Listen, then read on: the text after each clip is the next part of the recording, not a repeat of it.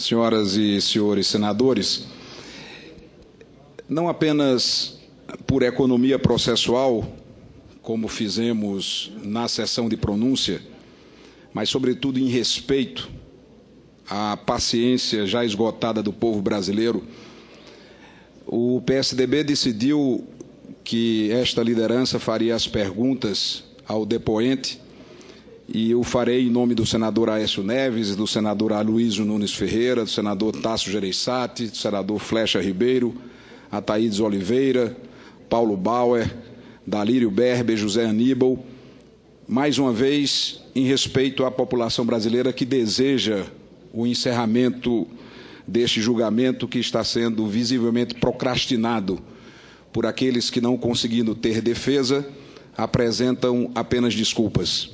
Até porque a instrução probatória já foi feita também no âmbito da comissão especial e, além da instrução probatória, temos um robusto relatório do senador Anastasia que aponta de forma clara para a responsabilidade, a culpa da presidente Dilma em relação a todos os atos que lhes são imputados, seja através dos decretos de suplementação orçamentária sem autorização do Congresso, cuja materialidade e autoria fica comprovada pela publicação do Diário Oficial. É o Diário Oficial da União que atesta a autoria e a materialidade deste delito, e o outro que diz respeito a empréstimos bancários fraudulentos, empréstimos bancários ilegais, que dentro da cultura brasileira de apelidar mesmo episódios graves foram chamados de pedaladas fiscais. Portanto, em nome da bancada do PSDB, indago ao depoente, e trazendo uma palavra de respeito, de reconhecimento do Brasil inteiro, doutor Júlio, ao seu trabalho, à sua postura. Então, indago ao depoente se a alegação da defesa de que os empréstimos chamados pedaladas fiscais podem, de fato, ser caracterizados como prestação de serviço. É o argumento fulcral, basilar da defesa, que as chamadas pedaladas fiscais caracterizam-se numa relação de prestação de serviço entre o governo federal e os bancos por este mesmo governo federal controlados. Portanto, indago ao depoente se as chamadas pedaladas fiscais podem ser consideradas ou considerada uma relação de prestação de serviço, como argumenta a defesa.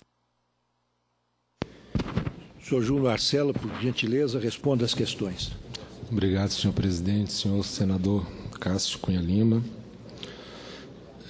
Não pode ser considerado como prestação de serviço, eu explico por quê. Os bancos públicos, a Caixa, o BNDES e o Banco do Brasil atuam como agentes, operadores, pagadores de benefícios ou operadores do Plano Safra, do PSI. A condição de prestador de serviço da Caixa, por exemplo, quando paga o benefício, é colocar à disposição do governo a sua agência, o seu funcionário, para que o beneficiário do seguro-desemprego compareça à agência e receba, uma vez que o governo federal não tem guichês para atender pelo Brasil afora toda a população beneficiária. Por essa prestação de serviço, ela é remunerada, tarifas bancárias. R$1 por pagamento feito, R$1,50, enfim, o valor que foi estabelecido no contrato. Não é prestação de serviço da Caixa assumir o pagamento em nome da União. Não é prestação de serviço do Banco do Brasil assumir o ônus da falta de equalização feita pelo Tesouro e continuar emprestando para o agricultor. Não é prestação de serviço do BNDES assumir o ônus da falta de equalização e continuar emprestando para os empresários brasileiros. Então, a prestação de serviço existe e é remunerada mediante tarifas, mas não se confunde com a equalização e não se confunde com o valor do principal que o Tesouro paga à Caixa para os benefícios serem pagos aos beneficiários. quando o Banco do Brasil passa a financiar os agricultores com seus recursos próprios, ele não está mais prestando o serviço de agente operador, ele está atuando como verdadeira fonte de recursos para a União e, portanto, financiando a política pública da União e, portanto, realizando uma operação de crédito ilegal. Foi isso que apontamos perante o Tribunal de Contas da União e é isso que viola a Lei de Responsabilidade Fiscal.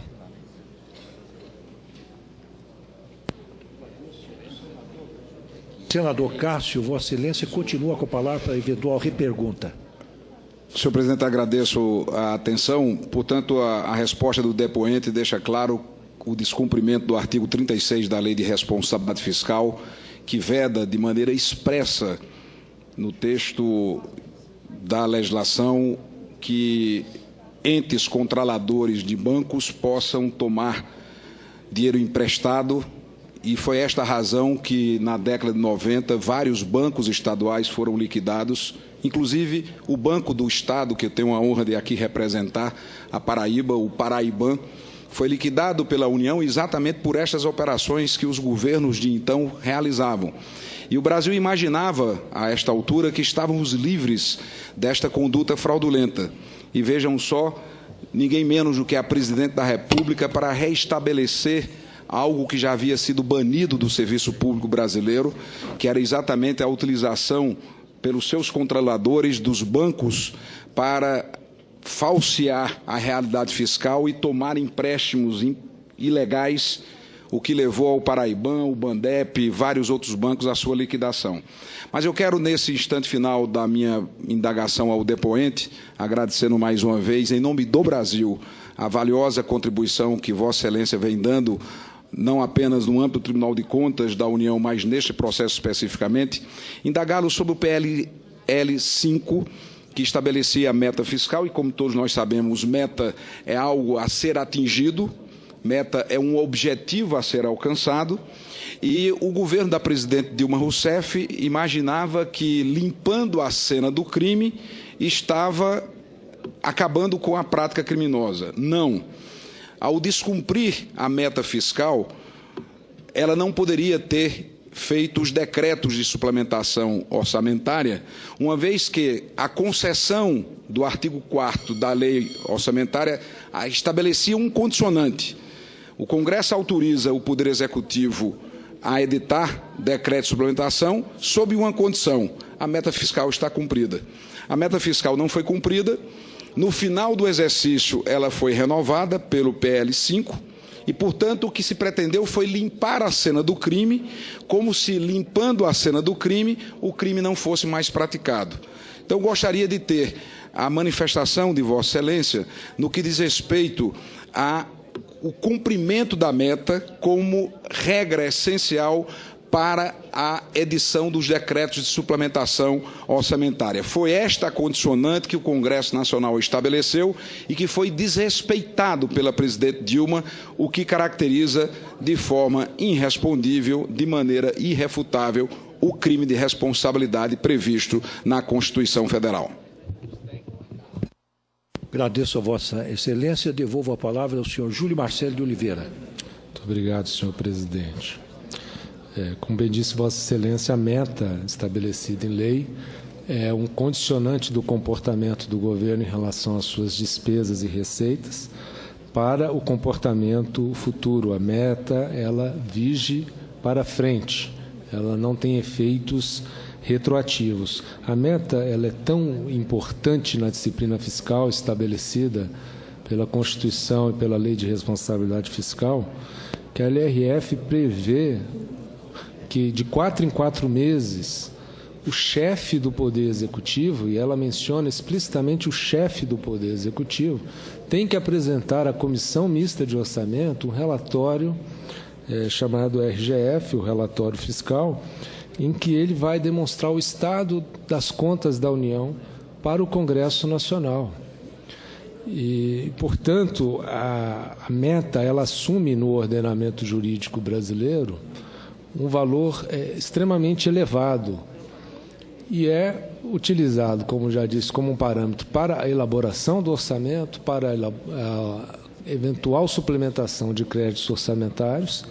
Essa condicionante que o Congresso houve por bem estabelecer, poderia ter estabelecido outra condicionante, mas de forma coerente com todo o ordenamento jurídico, houve por bem estabelecer que os decretos de suplementação de dotações orçamentárias têm que ser compatíveis ainda no plano da autorização legislativa e não só depois de adentrando a execução orçamentária, ainda nesse momento, tem que ser compatível com a meta em vigor. Apenas fazendo um adendo em relação à sua pergunta anterior, senador, veja que os bancos privados também prestam serviços à União na operacionalização de Pronaf, do Plano Safra e mesmo do PSI. E em nenhum momento a União ousou deixar de pagar, e aliás lá a equalização é feita mensalmente, em nenhum momento a União deixou de fazer o pagamento mensal das equalizações aos bancos privados. Isso só ocorreu com os bancos públicos em decorrência do abuso do poder de controle que a União detém sobre essas instituições.